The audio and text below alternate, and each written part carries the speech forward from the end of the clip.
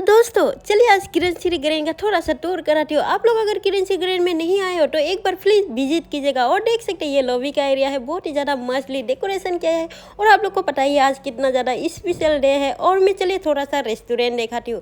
Restaurant में बहुत सारा गेस्ट रहने की वजह से मैं अंदर नहीं गई। जब फुर्सत मिलेगी तो ज़रूर मैं आप लोग को दिखाऊंगी। और ये नज़ारा बहुत ही ज़्यादा मस्त लग रहा था। और चलिए ऊपर में फर्स्ट फ्लोर आ गई थी। फर्स्ट फ्लोर से एकदम से नीचे का एरिया, लॉबी का एरिया जो है बहुत ही मस्तली डेकोरेशन वगैरह भी आज बहुत ही खतरनाक वाला किया था। और देख सकते हैं ऊपर से एकदम से नीचे का एरिया जो कितनी ज़्यादा मस्त लग रही थी लॉबी का एरिया। Oh my God.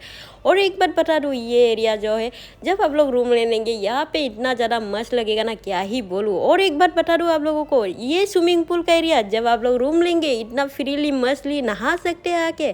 तो फैमिली जल्दी से जल्दी आ जाइएगा यहाँ पे। फिर वीडियो कैसा लगा, अच्छा लगा लाइक कीजिए, शेयर कीजिए और फॉलो कर लीजिएगा। आज के लिए इतना ही, बाय बाय।